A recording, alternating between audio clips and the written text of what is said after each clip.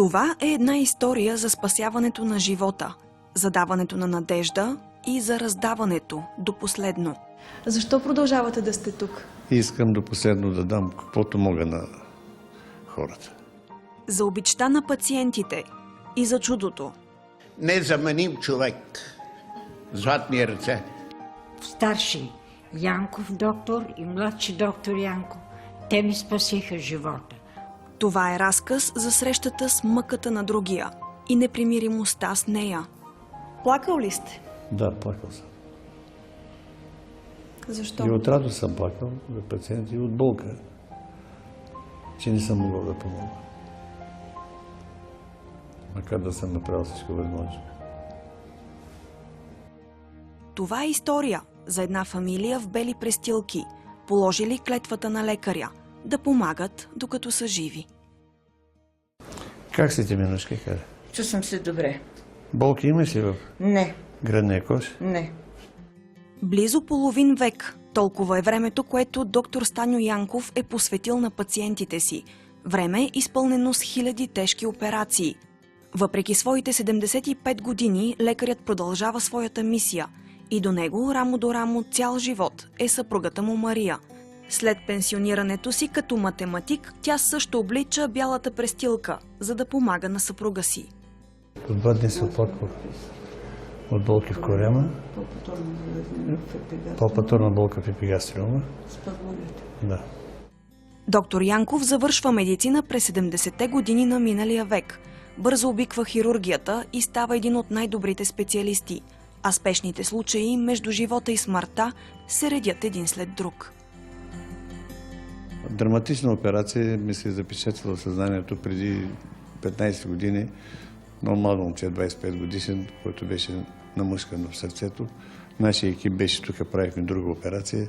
Той беше поставен веднага на операционната маса и му зашихме дефекта на сърцето и той е жив до ден днешен.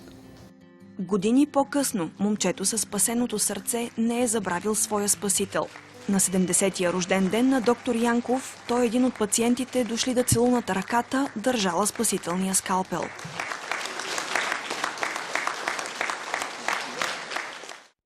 Но медицината е белязана и с болка, признава хирургът. Имало много тежки операции, имало и случаи, в които не съм успявал. Имало тежки операции, съм ги мислил по цели дни и нощи. Дни и нощи доктор Янков прекарва над операционната маса и пропуска миговете със своето семейство у дома. Той даваше всичко, за да бъде не само добър, а за да спаси човешкия живот. Значи нямах право да се сърда. И трите деца на доктор Янков са израснали в отсъствието му, но знаейки много добре защо го няма. Днес двамата му синове и дъщеря му са лекари.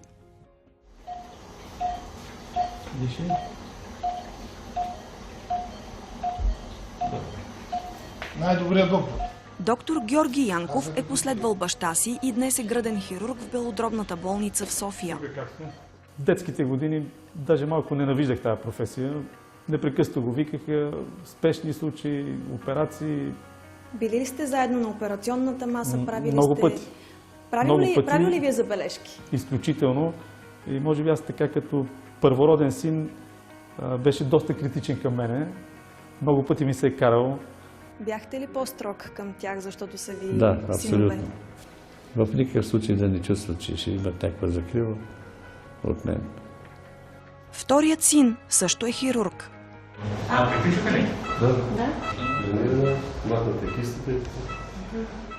Той завежда хирургичното отделение в Ихтиманската болница.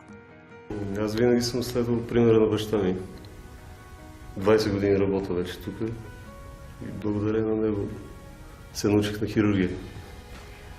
Продължаваш ли да искаш съвети от него? Винаги. Винаги и все още ми ги дава. И ако не е в операционната, доктор Димитър Янков може да бъде открит при пациентите. Добре. Никакви болки. Когато Ваня чула страшната диагноза рак на гърдата, не се замислила и дошла от София в Ихтиманската болница, за да бъде оперирана от баща и син. Месец след операцията я срещаме здрава и щастлива у дома. Тези лекари имат златни ръце. Благодаря от цялата си душа за това, че всичко беше решено в рамките само на няколко дни. Редом до баща си и двамата си братя. Доктор Стефка Янкова също е асистирала по време на операции. Ти, Георги, давал ли си уроци на сестра си? Давал съм и тя даже имаше ръка за хирург, но все пак щяха много да станат хирурзите от семейството и тя затова избра педиатрията. Доктор Янкова работи в специализираната болница по детски болести в столицата. Имало ли мигове, през които си съжалила за избора си да бъдеш лекар? Да, имало и такива мигове. Защо? Заради миговете, в които губиш.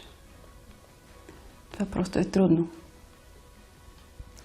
Никой не може да свикне с загубата на едно дете. Това са много трудни мигове и надеждата е в това, че може би ще се умееш да спасиш или да помогнеш на някое друго. Освен децата си, доктор Янков старши е обучил още стотици лекари, които днес са успешни хирурзи.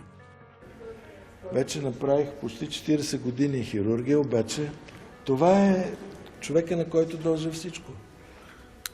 Това е моят учител. Това е неговия живот, който аз просто не си го представям без да работи. Голямата хирургия е като магия. Тя е просто до живот. Ако можехте да върнете времето назад, бихте ли избрал друга професия? Не. Пак се е за лекар.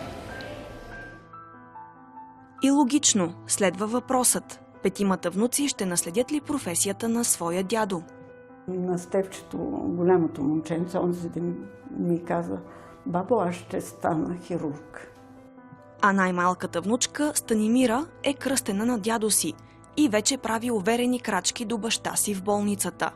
И кой знае, може би тя ще е поредният хирург от фамилия Янкови.